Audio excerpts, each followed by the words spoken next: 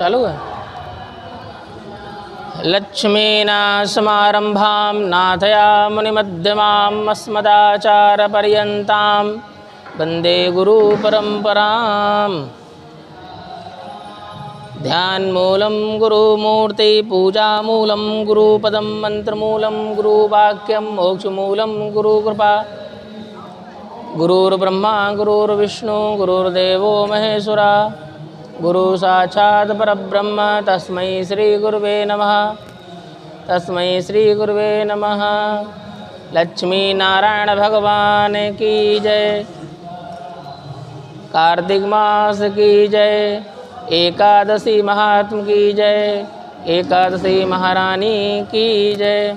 अब हम सब लोग जो हैं कार्तिक मास के कृष्ण पक्ष में पड़ने वाली रमा एकादशी का महात्म जानेंगे और उसका पठन पाठन करेंगे। युधिष्ठिर ने पूछा कि हे जनार्दन, मुझ पर आपका स्नेह है, अतः कृपा करके बताइए कार्तिक के कृष्ण पक्ष में कौन सी एकादशी होती है। भगवान श्री कृष्ण बोले, राजन, कार्तिक के कृष्ण पक्ष में जो परम कल्याणमयी एकादशी होती है वह रमा नाम से विख्यात है। रमा परम उत्तम है और बड़े बड़े पापों को हरने वाली है। पूर्व काल में मुचकुंद नाम से विख्यात एक राजा हो चुके हैं जो भगवान श्री विष्णु के भक्त और सत्य प्रतिज्ञ थे। निष्कंटक राज्य का साधन करते हुए उस राजा के यहाँ नदियों में श्रेष्ठ चंद्रभागा कन्या के रूप में उत्पन्न हुई। राजा ने चंद्रसेन कुमार शोभन के साथ उसका विवाह कर दिया। एक समय की बात है, शोभन अपने ससुर के घर आए। उनके यहाँ दशमी का दिन आने पर समूचे नगर में ढिंढोरा पिटवाया जाता था कि एकादशी के दिन कोई भी भोजन नहीं करे, कोई भी भोजन न करे। यह डंके की घोषणा सुनकर शोभन ने अपनी प्यारी पत्नी चंद्रभागा से कहा कि हे प्रिय, अब मुझे इस समय क्या करना चाहिए, इसकी शिक्षा दो। चंद्रभागा बोली, हे प्रभु, मेरे पिता के घर पर तो एकादशी को कोई भी भोजन नहीं करता है। हाथी, घोड़े, हाथियों के बच्चे तथा अन्यान्य पशु भी अन्न, घास तथा जल तक का आहार नहीं लेते हैं। फिर मनुष्य एकादशी के दिन कैसे भोजन कर सकता है। हे प्राणनाथ, यदि आप भोजन करेंगे तो आपकी बड़ी निंदा होगी।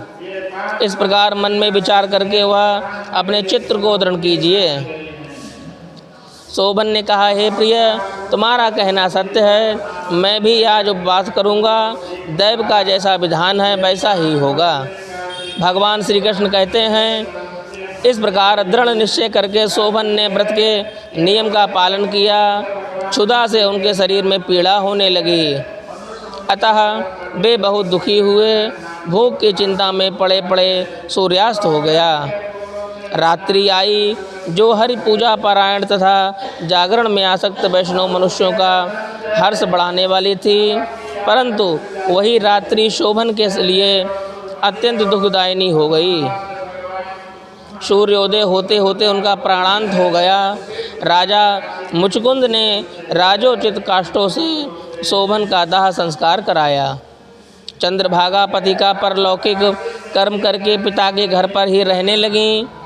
नृपश्रेष्ठ रमा नामक एकादशी के व्रत के प्रभाव से शोभन मंदराचल के शिखर पर बसे हुए परम रमणीय देवपुर को प्राप्त हुआ।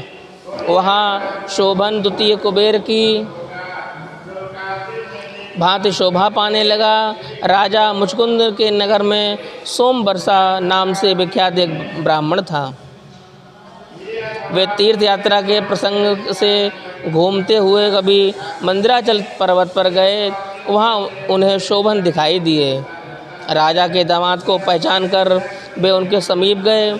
शोभन भी उस समय द्विजश्रेष्ठ सोम शर्मा को आया जानकर शीघ्र ही आसन से उठकर खड़े हो गए और उन्हें प्रणाम किया। फिर क्रमशः अपने ससुर राजा मुचकुंद का, प्रिय पत्नी का तथा समस्त नगर का कुशल क्षेम समाचार पूछा। सोम शर्मा ने कहा, राजन, वहाँ सबकी कुशल है, यहाँ तो अद्भुत आश्चर्य की बात है। ऐसा सुंदर और विचित्र नगर तो कहीं किसी ने भी नहीं देखा होगा। बताओ तो सही, तुम्हें इस नगर की प्राप्ति कैसे हुई? शोभन बोले, हे द्विजेंद्र, कार्तिक के कृष्ण पक्ष में जो रमा नाम की एकादशी होती है, उसी के व्रत करने से मुझे ऐसे नगर की प्राप्ति हुई है। ब्राह्मण, मैंने श्रद्धाहीन होकर इस उत्तम व्रत का अनुष्ठान किया था, इसीलिए ऐसा मानता हूँ कि यह नगर सदा स्थिर रहने वाला नहीं है। आप मुचकुंद की सुंदरी कन्या चंद्रभागा से यह सारा वृत्तांत कहिएगा। शोभन की बात मानकर सोम शर्मा ब्राह्मण मुचकुंदपुर में गए। वहाँ चंद्रभागा के सामने उन्होंने सारा वृत्तांत कह सुनाया। सोम शर्मा बोले, शुभे, मैंने तुम्हारे पति को प्रत्यक्ष देखा है तथा इंद्रपुरी के समान उनके दुर्धर्ष नगर का अवलोकन किया है। वे उसे अस्थिर बतलाते हैं, तुम उसको स्थिर मानो। चंद्रभागा ने कहा, ब्रह्मर्षि, मेरे मन में पति के दर्शन की लालसा लगी हुई है, आप मुझे वहाँ ले चलिए। मैं अपने व्रत के पुण्य से उस नगर को स्थिर बनाऊंगी। भगवान श्री कृष्ण कहते हैं, राजन, चंद्रभागा की बात सुनकर सोम शर्मा उसे साथ लेकर मंदिराचल पर्वत के निकट वामदेव मुनि के आश्रम पर गए। वहाँ ऋषि के मंत्र की शक्ति तथा एकादशी के सेवन के प्रभाव से चंद्रभागा का शरीर दिव्य हो गया तथा उनसे दिव्य गति की प्राप्ति कर ली।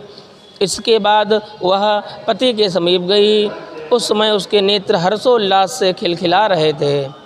अपनी प्रिय पत्नी को देखकर शोभन को बड़ी प्रसन्नता हुई। उन्होंने उसे बुलाकर अपने वाम भाग में सिंहासन पर बिठाया। तदंतर चंद्रभागा ने हर्ष में भरकर अपने प्रीतम से यह प्रिय वचन कहा कि हे नाथ, मैं हित की बात कहती हूँ, सुनिए।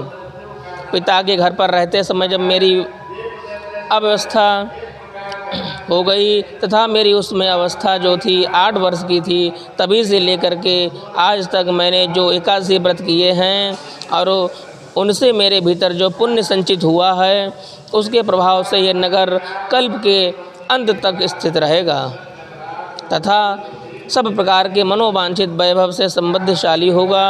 हे नृपश्रेष्ठ, इस प्रकार रमा व्रत के प्रभाव से चंद्रभागा दिव्य भोग, दिव्य रूप और दिव्य आभरणों से विभूषित होकर अपने पति के साथ मंदिराचल के शिखर पर विहार करती रहीं। राजन, मैंने तुम्हारे समक्ष रमा नामक की एकादशी का वर्णन किया है। यह चिंतामणि तथा कामधेनु के समान सब मनोरथों को पूर्ण करने वाली है। मैंने दोनों पक्षों के एकादशी व्रतों का पापनाशक महात्म बताया है। जैसे कि कृष्ण पक्ष की एकादशी, वैसे ही शुक्ल पक्ष की एकादशी भी है। उनमें भेद नहीं करना चाहिए। जैसे सफ़ेद रंग की गाय को हम या काले रंग की, दोनों का दूध एक सा होता है, उसी प्रकार दोनों पक्षों की एकादशियाँ एक समान फल देने वाली हैं। जो मनुष्य एकादशी व्रतों का महत्व सुनता है, वह सब पापों से मुक्त हो श्री विष्णु लोक में प्रतिष्ठित होता है। युधिष्ठिर ने पूछा, हे श्री कृष्ण, मैंने आपके मुख से रमा नाम की एकादशी का महात्म या वर्णन सुना। अब आगे की कथा जो है कार्तिक के शुक्ल पक्ष की एकादशी में सुनाई जाएगी। इसी के साथ एकादशी, रमा नाम की एकादशी की कथा का यही समापन होता है। बोलो एकादशी महारानी की जय। लक्ष्मी नारायण भगवान की, वृंदावन बिहारी लाल की जय।